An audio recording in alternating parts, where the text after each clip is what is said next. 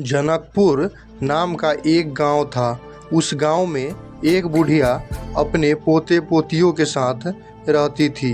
पोते का नाम गोलू और पोती का नाम मुन्नी था। दोनों बच्चों की माता पिता बचपन में ही गुजर गए थे। तब से चंचला दादी ही देखभाल करते आ रही है। एक दिन मुन्नी बोली, दादी, दीपावली आने वाली है, क्या आप मुझे मिठाइयाँ नहीं दोगी? हाँ दादी, मुझे भी मिठाइयाँ खानी हैं। ठीक है बच्चों, तुम दोनों को मिठाइयाँ दूंगी। अभी दीपावली आने में 2 दिन बाकी है। चंचला बच्चों को तो मिठाइयाँ देने का वादा कर दिया, मगर उसके पास पैसे नहीं थे। अब मैं कहाँ से पैसे लाऊं? मुझे तो कुछ समझ में नहीं आ रहा है। हे भगवान, अब आपका ही सहारा है। ऐसे ही 2 दिन बीत गए। दीपावली का दिन आ गई। चारों तरफ पटाखे की आवाज़ गूंज रही थी। सारे लोग दिए जला रहे थे। यह सब देखकर मुन्नी बोली, दादी माँ, सारे लोग दिए जला रहे हैं और पटाखे फोड़ रहे हैं। मुझे भी दिए जलाने हैं और पटाखे फोड़ने हैं।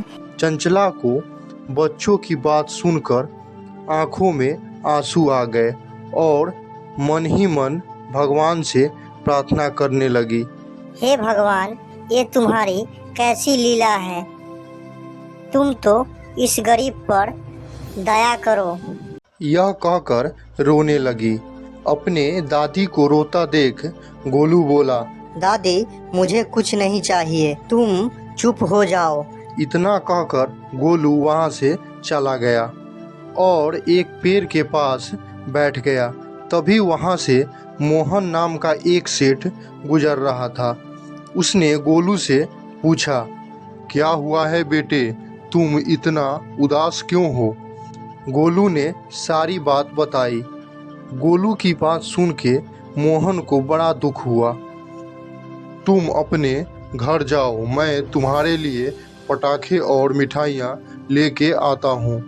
यह बात सुन के गोलू खुश हो गया और चला गया। मोहन सारी बात अपनी पत्नी सीता से बताता है। अगर ऐसी बात है तो क्यों ना हम उन बच्चों को गोद ले ले। हाँ सीता, तुम बात तो सही बोल रही हो। इससे हमारे औलाद की कमी भी पूरी हो जाएगी और बच्चों को सहारा भी मिल जाएगा।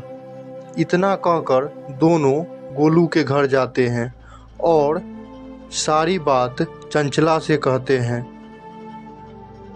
हाँ बेटे, तुम बिल्कुल ठीक बोल रहे हो। हमारे बाद इन बच्चों को देखने वाला कोई नहीं है। अम्मा, मैं इन बच्चों के साथ आपको भी ले जाने आया हूँ। आपके आने से हमारे घर की रौनक और बढ़ जाएगी और माँ की कमी भी पूरी हो जाएगी। प्लीज माना मत करना माँ।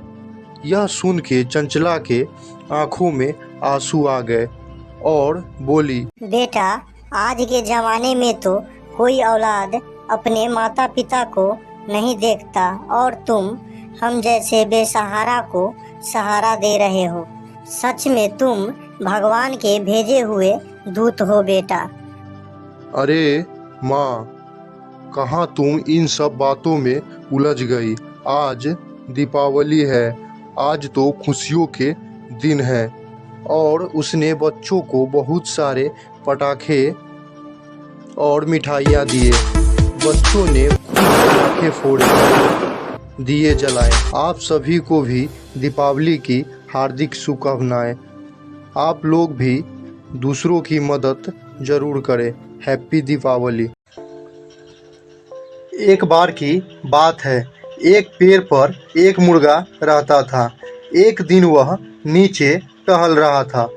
तभी उसने देखा कि एक लोमड़ी उसके तरफ ही आ रही है।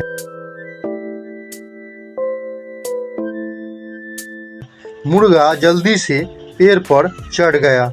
तभी वहाँ पर लोमड़ी आए और बोले, अरे मुर्गा भाई, तुम डर क्यों रहे हो? क्या तुम्हें कल की बात मालूम नहीं है? मुर्गा बोला,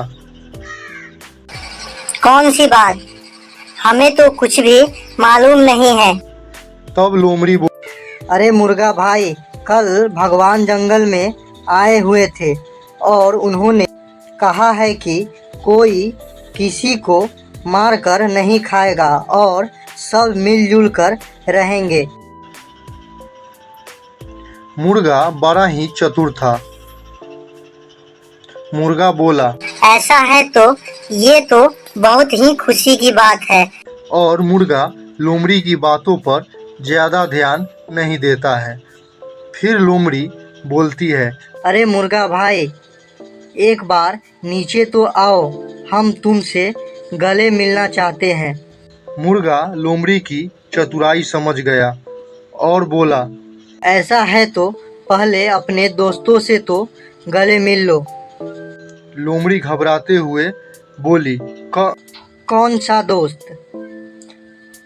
मुझे पेड़ पर से साफ दिखाई दे रहा है कि कुछ जंगली कुत्ते तुम्हारे तरफ ही आ रहे हैं।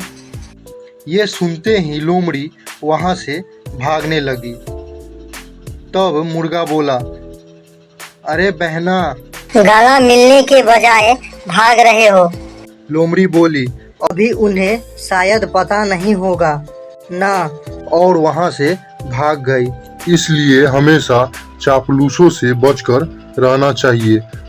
हमेशा अपनी अक्लमंदी से काम करना चाहिए, दूसरों की बातों में नहीं आना चाहिए।